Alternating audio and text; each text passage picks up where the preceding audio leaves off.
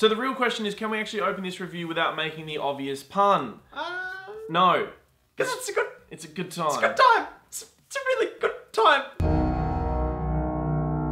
So Good Time is directed by Josh and Benny Safdie. This is their 5th feature film, and these guys are young, independent American filmmakers, and goddamn, they are fantastic. They kind of share their roles when it comes to actually making the film, so Josh actually wrote this one, and I think Benny did sound and editing on it, and he also starred in the film alongside. They directed it together. And they directed it together, that's important. I think I said that. Anyway, our leading man here is Robert Pattinson. Why is that information needed? Because he is phenomenal. Plus, he also helped build this story with them. He approached them and was like, yo guys, what up? Movie. I'm Robert. That's not how he sounds. No, but I'm just doing this. And he's like, I just want to make a movie with you. And he was like, yeah. And then they made a movie together. Is it a Pattinson? It is Pattinson. You said Pattinson. I know. We also have Jennifer Jason Leigh in this cast and a bunch of others, and everyone here is absolutely talented and fantastic. Man, this movie is so real. It's probably one of the best thrillers, if not the best thriller of the year. Actually, well, that would discount other thrillers, but it's the best independent thriller of the year. I'm going to put it out that way. This movie is completely gripping from start to finish.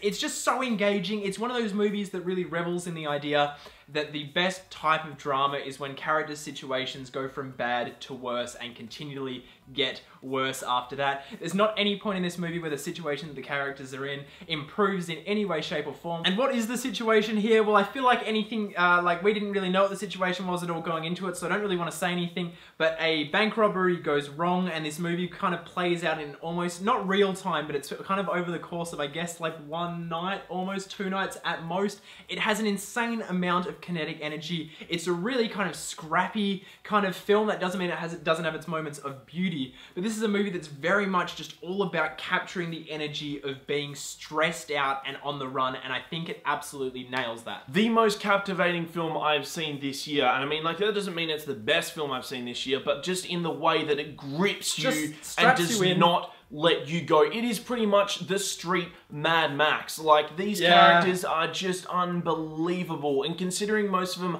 aren't overly likable at times as well, you just care for them. You just want to see what's going to happen to them next. This movie is so wildly unpredictable from scene to scene that I feel like there's not a single person that couldn't watch this and not be entertained in some way. It's got such a way of just capturing you and pulling you along in any given moment. It has so many exciting twists and turns. Ones where, I don't know, at least for me, I don't think I've seen a movie in a while that's kind of surprised me at every single turn. There was never a single moment in this movie where I was able to say like, I know what's about to happen here, because the characters never know what's about to happen in any given situation. They may feel like they have a plan, they may feel like they have it together, but the movie finds a way to make sure that plan falls apart in the most interesting way possible. And I think it's really just a movie about capturing the energy here, and so much of that energy comes from Robert Pattinson. His character here just is able to I'm so stunned by his performance, because to be able to maintain that level of energy throughout an entire film and actually heighten scenes, not just like the camera doesn't need to get more intense to engage in a moment. It can just lock on him,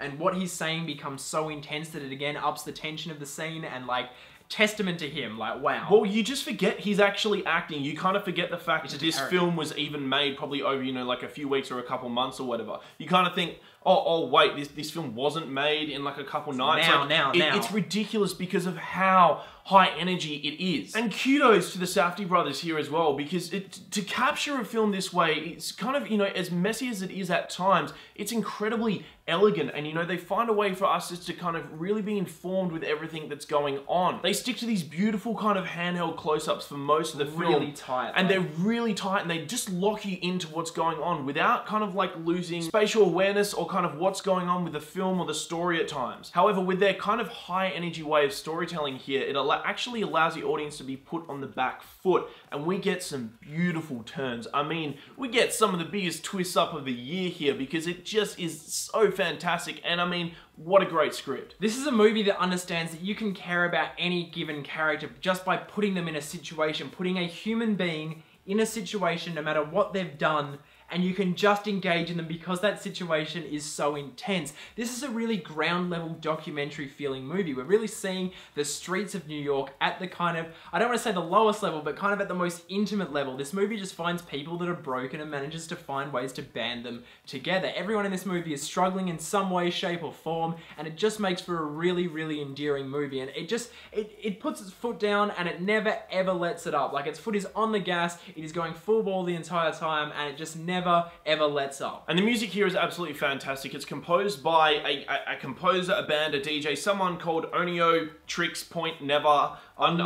Tricks Point Never. Definitely screwed that up, but anyway, it just allows...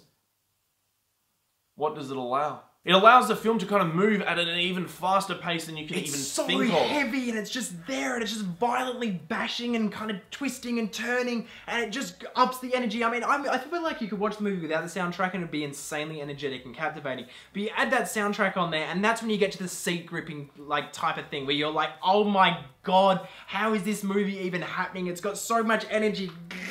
And it even has times where it can slow down, especially near the end, and we have a beautiful song, it's almost the song of the film, I believe. Yeah. And the vocals are sung by Iggy Pop, and my goodness, it kind of just allows you to breathe, take in everything you've seen, and maybe shed a couple of tears. Has a really, really strong standpoint by the ending that it says about its characters and its world and what you've just kind of witnessed. And I think that's a really strong way to kind of end the movie. It's got a really kind of, I guess, emotional ending to a movie that kind of doesn't really give you time to emote. It just, like, barely even gives you time to breathe. And I think that's really what this movie is all about here. It really does not give you any time to breathe. And I think that's really what works in its favor because it creates such a thrilling thriller that's also a good time. So yes, Good Time is a good time. It's a very good time. Make sure you go check out this Good Time because we're giving it a 9.2.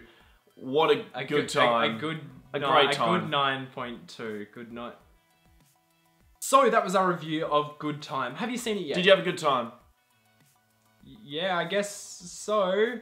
Did you want to subscribe to Breaking Banter? And check us out on Facebook, Instagram, Snapchat, and Twitter, all at Breaking Banter. And Patreon if you think that... Because that's a good time for everyone.